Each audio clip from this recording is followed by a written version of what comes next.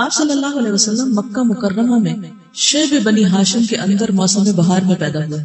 یہ دوشنبہ سوموار یعنی منڈے کی صبح تھی. ربیع الاول کی 9 اور کہا جاتا ہے کہ 12 تاریخ تھی. سال وہی تھا جس میں ابرہہ نے مکے پر حملہ کیا تھا. چونکہ وہ اپنے ساتھ ہاتھی بھی لایا تھا اور عربی میں ہاتھی کو فیل کہتے ہیں، اس لیے اس کا نام عام الفیل پڑ گیا. اس روز اپریل 571 کی 22 تاریخ تھی. مجھے یہ دونوں تاریخیں بہت اچھی لگتی ہیں کیونکہ میری تاریخ پیدائش میں 22 ہے اور 1957 ہے. تو جب میں اس میں دوسری طرف سے دیکھتی ہوں 57 کا ورڈ تو مجھے بہت اچھا لگتا ہے. بہرحال جس سے محبت انسان اس سے دور پار کی مناسبتیں بھی ڈھونڈ لیتا ہے کہ اچھا وہ فلاں چیز ملتی.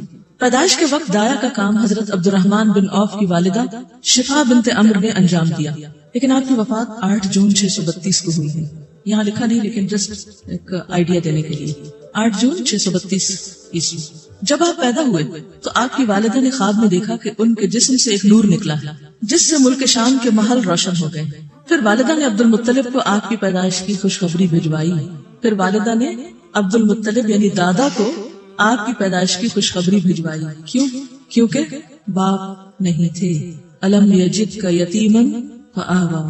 وہ شاداں و فرحاں تشریف لائے اور آپ کو خانہ کعبہ میں لے جا کر اللہ تعالیٰ سے دعا کی اور اس کا شکر ادا کیا اور اس توقع پر کہ آپ کی تعریف کی جائے گی آپ کا نام محمد رکھا. پھر عرب کے دستور کے مطابق 7ویں دن عقیقہ اور ختنہ کیا اور لوگوں کی دعوت کی. یہ عقیقہ اور ختنہ دور جاہلیت میں بھی ہوتا تھا.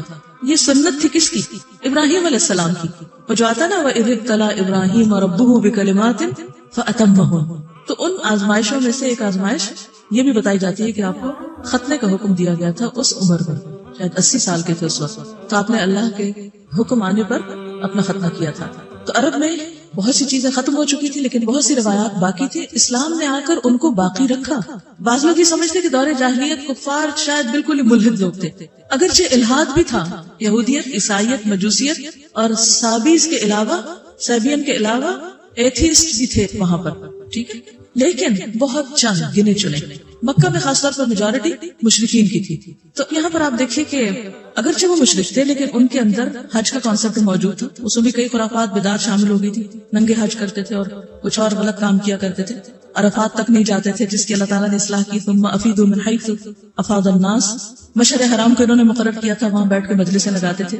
لیکن باقی ریچول جو تھے وہ دور جاہلیت میں بھی اسی طرح ہو رہے تھے جیسے حضرت ابراہیم علیہ السلام کے زمانے سے چلے آ رہے تھے. تلبیہ تک موجود تھا، لبیک اللہم لبیک، لیکن اس میں انہوں نے اضافہ کر لیا تھا.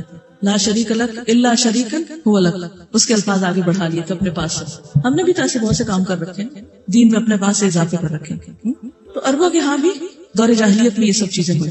دور جاہلیت کی بہت سی چیزوں کو ریکٹیفائی کیا گیا، ان کو اصلاح کے ساتھ ویسے ہی رکھا گیا، ان میں کوئی بہت بڑی تبدیلی نہیں کی گئی. تو جہاں کہیں بھی آپ دعویٰ کا کام کریں وہاں پر اس بات کا ضرور خیال رکھیں کہ جس لوکل کلچر کے لوگ عادی ہیں ان میں جو چیزیں اسلام سے ٹکراتی نہیں خواہ ان کے پیچھے نہ پڑے. مثلا کوئی اگر قمیص شلوار پہنتا تو اس کی وہ اتروا کے آپ کے آپ جبہ ہی پہنے یا آپ لانگ ڈریس پہنے، تو یہ ضروری نہیں ہے. جب تک کوئی چیز یعنی ہر چیز مباح ہے جب تک اس کی حرمت کا ذکر نہ آ جائے قرآن اور سنت سے. اگر آپ ایسا کرنے لگے کہ ہر چیز کو غلط ثابت کرنے لگے اور صرف چند مخصوص چیزوں کو جو عرب کلچر کی انہیں کو اسلام سمجھنے لگے تو دین تنگ ہو جائے گا، لوگوں کے لیے مشکل ہو جائے گا. آپ صلی اللہ علیہ وسلم کو آپ کے والد کی لونڈی ام ایمن گود کھلایا کرتی تھی. وہ حبشن تھی اور ان کا نام برکت تھا. پھر آپ دیکھیے ان کا نام برکت تھا. اللہ تعالیٰ نے ان پر بڑا فضل کیا، چنانچہ انہوں نے آپ کی نبوت کا دور پایا، اسلام لائی اور ہجرت بھی کی.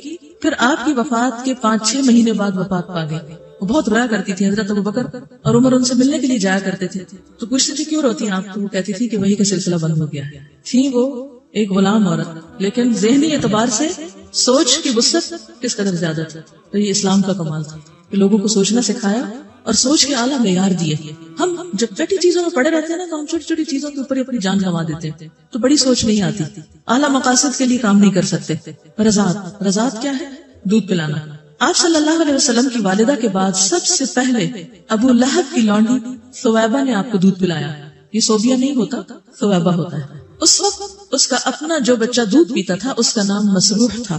ثویبہ نے آپ سے پہلے حضرت حمزہ بن عبد المطلب کو یعنی آپ کے چچا کو اور آپ کے بعد ابو سلمہ بن عبد الاسد مخزومی کو بھی دودھ پلایا تھا. لہٰذا یہ تینوں آپ کے رضائی بھائی ہوئے. ٹھیک ہے. ابو سلمہ کون تھے؟ کچھ پتا آپ کو؟ ام سلمہ کے شوہر. تو وہ بھی آپ کے رضائی بھائی تھے اور حمزہ بن عبد المطلب بھی آپ کے رضائی بھائی تھے.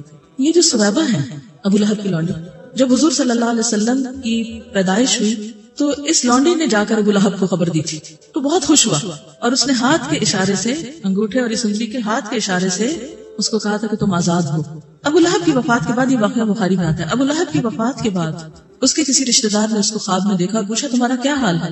تو کہنے لگا کہ جب سے تم سے جدا ہوا ہوں ایک دن بھی آرام نہیں پایا، ایک دن بھی آرام نہیں پایا، سوائے اس کے کہ سویبہ کو آزاد کرنے کے بدلے مجھے یہاں سے پانی پلایا گیا. اور اس نے انگوٹھے اور اس کے قریب کی انگلی کے درمیان ایک سوراخ کی طرف اشارہ کیا. یہ ہوتا نا چھوٹا سا یہ لکیر کے اوپر سوراخ سے، کیونکہ اس نے اس کو یوں کہا تم آزاد ہو. تو یہ آزادی اس نے دی تھی اس خبر کے سننے کی خوشی میں کہ بھتیجا پیدا ہوا ہے. اس سے کیا سیکھا آپ؟ اللہ تعالیٰ کسی کی نیکی کو ضائع نہیں کرتے. غلاموں کو آزاد کرنا ایک بہت بڑی نیکی ہے، کسی بھی غلام جان کو آزاد کرنا، اور وہ بھی حضور صلی اللہ علیہ وسلم کی ولادت پر، آپ کی آمد کی خوشی پر. بہت سے لوگ اس سے میلاد کا کانسیپٹ نکال لیتے ہیں. وہ کہتے ہیں چونکہ ابو لہب کو مرنے کے بعد صرف اتنا سا آرام ملا آپ کی پیدائش کی خوشخبری میں غلام آزاد کرنے پر، تو ہم کیوں نہ اس دن بڑے بڑے کھانے پکائیں. اول تو یہ ہے کہ خواب کے اندر سے کوئی شرعی حکم نہیں نکالا جا سکتا. کوئی اخلاقی اصول یا کوئی خوشخبری یا کوئی خبر تو لی جا سکتی ہے، لیکن شرعی حکم نہیں ہوتا اس پہ کوئی کہ اس کی بنا پر ہم شریعت میں کوئی تبدیلی کر ڈالیں. کیونکہ بخاری میں ایسی کوئی روایت آئی ہے تو اس بنا پر اب ہم میلاد منانا شروع کر دیں اور پھر بڑے بڑے کھانے بنانے شروع کر دیں یا اس دن کوئی خصوصی صدقہ خیرات کریں. اگر ایسا ہوتا تو پھر آپ صلی اللہ علیہ وسلم ہمیں بتانا نہ بھولتے. آپ کی زندگی میں 62 بار تو یہ دن آیا ہی تھا آپ کی پیدائش کا، پھر صحابہ کی زندگی میں بھی آیا، لیکن کسی نے ایسا کوئی کام نہیں کیا. زیادہ سے زیادہ جو اس واقعے سے ہم سیکھ سکتے ہیں وہ یہ کہ اللہ تعالیٰ کسی کا بھی احسان یا نیکی کو ضائع نہیں کرتے. اور ابو لہب نے جہاں دشمنی کی تھی وہاں اگر دور جاہلیت میں کوئی اچھا کام کیا تھا تو اس کے بدلے اس کو وَمَن يَعْمَلْ مِثْقَالَ ذَرَّةٍ خَيْرًا يَرَهُ، بس اتنی سی بات.